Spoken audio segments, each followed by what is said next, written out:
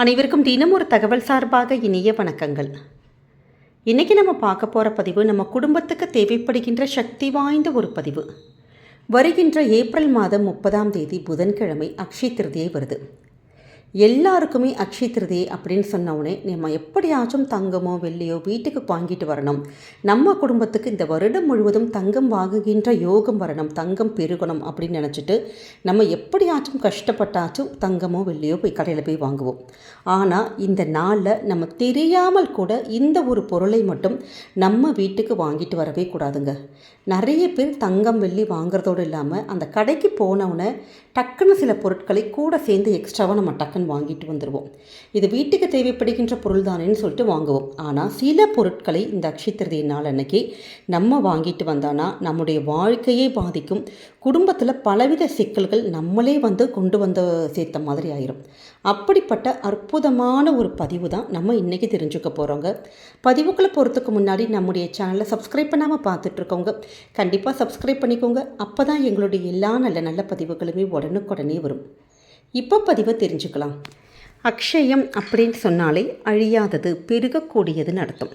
ஒவ்வொரு வருஷமும் சித்திரை மாதம் அமாவாசைக்கு அடுத்து வரக்கூடிய அந்த வளர்பிறை திருதியை நாள் தான் அக்ஷய திருதியை நாளாக கொண்டாடப்படுது. அப்படி இந்த வருடம் ஏப்ரல் மாதம் 30ஆம் தேதி புதன்கிழமை வருது.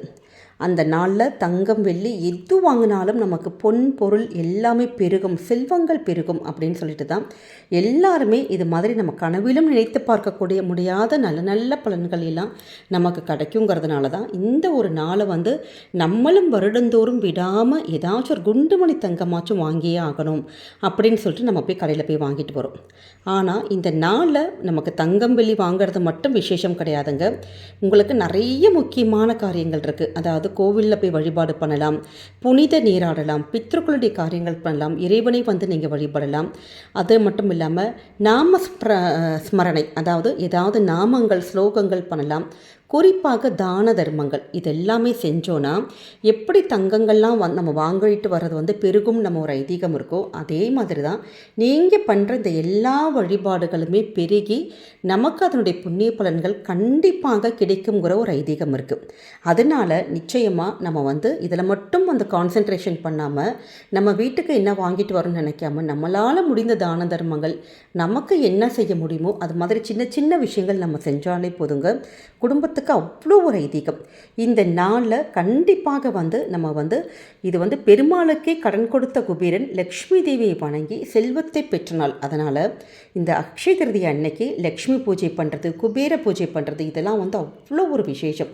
அப்படி எங்களுக்கு வீட்டில் இது வரைக்கும் பூஜைகள் செஞ்சு பழக்கம் இல்லை அப்படிங்கிறவங்க நமக்கு வீட்டில் ஐஸ்வர்யம் பெருக்கணும், அந்த குபேரனுடைய அருள் கிடைக்கணும், லக்ஷ்மி அருள் கிடைக்கணுங்கிறவங்க ஓம் ஐஸ்வரேஸ்வராய நமக, ஓம் ஐஸ்வரேஸ்வராய நமகங்கிற அந்த ஒரு மந்திரத்தை மட்டுமே நீங்கள் அந்த அக்ஷய திருதியை நாள் அன்னைக்கு நம்ம சொன்னாலே போதும், நமக்கு எல்லா ஐஸ்வர்யங்களும் வீடு தேடி வருங்கிற ஒரு ஐதீகம் இருக்குது.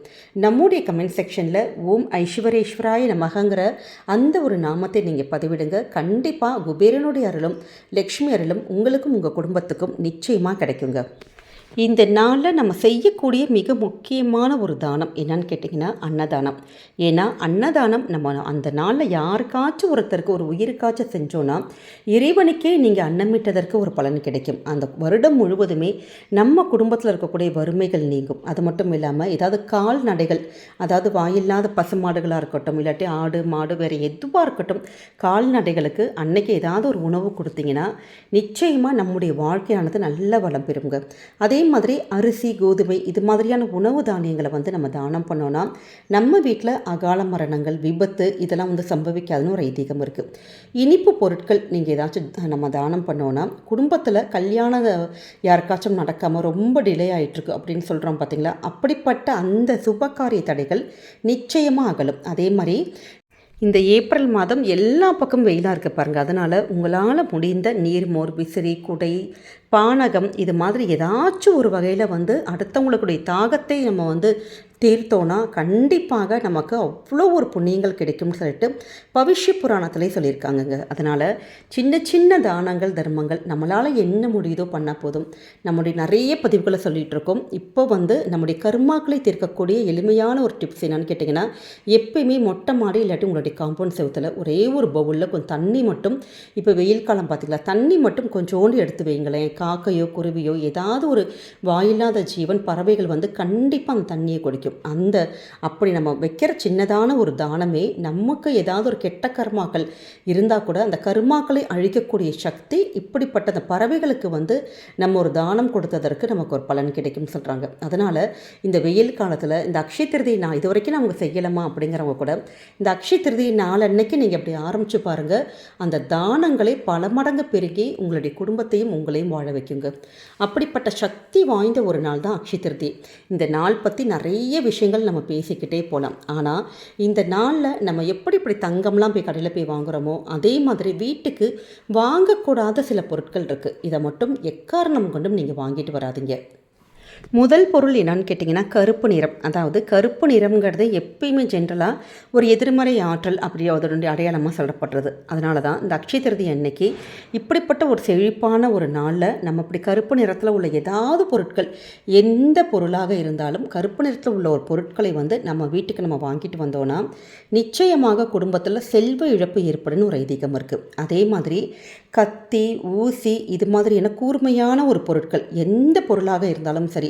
நிறைய பேர் அருவா வாங்குவாங்க. அதாவது நம்ம கடைக்கு போவோம், கடைக்கு போகிறதுல அப்படியே கண்ணில் என்னெல்லாம் தெரியுதோ வீட்டுக்கு தேவையான பொருட்கள் தானே, இவ்வளோ தூரம் கடைக்கு வந்திருக்கோமேன்னு சொல்லிட்டு டக்கு நம்ம ஒரு பொருள் எடுத்துருவோம் பார்த்தீங்களா. அப்படி நீங்கள் இந்த கத்தியோ ஊசியோ வேறு ஏதாவது ஒரு ஷார்ப்பான பொருட்கள் இது மாதிரி உள்ள பொருட்கள் நீங்கள் அன்றைக்கி வாங்கிட்டு வரக்கூடாதுன்னு ஒரு ஐதீகம் இருக்குங்க. ஏன்னா குடும்பத்தில் தேவையில்லாத சண்டை சச்சரவுகள் அதிகரிக்கும், வீட்டில் அமைதியின்மை இருக்கும். அதனால தான் இந்த ஒரு பொருளை மட்டும் நீங்கள் தவிர்த்திடலாம். அதே மாதிரி அக்ஷய திருதி அன்னைக்கு நம்ம ஒரு முள் செடி இல்லாட்டி முள் அந்த மரம் உள்ளது ஏதாவது நம்ம வீட்டுக்கு வாங்கிட்டு வந்தோன்னா நிறைய பேர் இந்த வீட்டு வாஸ்துக்காக முள் வைக்கிற மாதிரி செடிகள் நிறைய குட்டி குட்டி செடிகள் இருக்குது பாருங்கள். அப்படி நீங்கள் அந்த முள்ளோடு கூடி இருக்கக்கூடிய ஏதாவது ஒரு செடியோ மரமோ நம்ம வீட்டுக்கு கொண்டு வந்தோன்னா வீட்டில் கண்டிப்பாக வாஸ்து குறைபாடுகள் ஏற்படும். அது மட்டும் இல்லாமல் வீட்டுக்குள்ளே ஏதாவது ஒரு நெகட்டிவ் வைப்ரேஷன் இதனால் நமக்கு ஏற்படுங்க. அதே மாதிரி இரும்பு சம்பந்தப்பட்ட உலோகப் பொருட்கள் இந்த அக்ஷய திருதியை நாள் அன்னைக்கு வாங்கவே கூடாது. ஏன்னா இரும்புங்கிறது சனிகாரகன். அப்படி அந்த பொருளை வீட்டுக்கு கொண்டு வந்தோன்னா நமக்கு அன்றைய நாள் சிக்கல்கள் இல்லை ஒரு எதிர்மறை மாற்றங்கள் ஏதாவது ஒரு ஆபத்துகள் நமக்கு அது மாதிரியான வருவதற்கு வாய்ப்புகள் இருக்குது. அது மட்டும் இல்லாமல் ரொம்ப ஒரு அழுத்தம், ஒரு நெருக்கடி நிலை இதெல்லாமே நம்மளே நமக்கு கொண்டு வருங்கிற ஒரு ஐதீகம் இருக்குது. அதனால் இந்த ஒரு விஷயத்தை மட்டும் இரும்பு சம்பந்தப்பட்ட பொருளாக இருக்கட்டும், இந்த கத்தி இந்த இது மாதிரி உள்ள ஷார்ப்பான ஒரு பொருள், அது மாதிரி முள் வச்சிருக்கக்கூடிய அந்த செடிகள் பொருட்கள், கருப்பு நிற பொருட்கள் இது மாதிரியான விஷயங்களை கண்டிப்பாக அன்றைய நாளை எக்காரணம் கொண்டும் நம்ம வீட்டுக்குள்ளே கொண்டு வந்துடாதீங்க. எப்படி அக்ஷய திருதியை நாளன்னைக்கு தங்கம்லாம் வாங்கினா பெருகும் வளரும் தான தர்மங்கள் பெருகும் அப்படின்னு சொல்கிறோமோ அதே மாதிரி தான் நம்ம எதிர்மறையாக செய்யக்கூடிய சில சின்ன சின்ன இந்த நெகட்டிவான பொருட்களை நம்ம அன்றைய நாளை நம்ம வாங்கிட்டு வந்தோன்னா நம்ம வீட்லேயும் துதிர்ஷ்டங்கள் சங்கடங்கள் தேவையில்லாமல் அப்படி பெருகிட்டே வந்துருங்க. அதனால் தெரியாமல் கூட இது மாதிரியான பொருட்களை அன்றைய நாள் வீட்டுக்கு வாங்காதீங்க. இந்த பதிவு கண்டிப்பாக உங்கள் எல்லாருக்குமே பிடிச்சிருக்கும்னு நினைக்கிறோம். பிடிச்சிருந்தால் மறக்காமல் ஃப்ரெண்ட்ஸ் அண்ட் ஃபேமிலி மெம்பர்ஸ்க்கு ஷேர் பண்ணுங்கள், அவங்களும் இதை பார்த்து பயன்பெறட்டும். நம்முடைய சேனலை சப்ஸ்கிரைப் பண்ணி உங்களுடைய ஆதரவுகள் சப்போர்ட்டுகள் என்றைக்குமே எங்களுக்கு கொடுக்கணுங்க. மீண்டும் வேறு நல்ல பதிவோடு உங்களை சந்திக்கிறோம். நன்றி, வணக்கம்.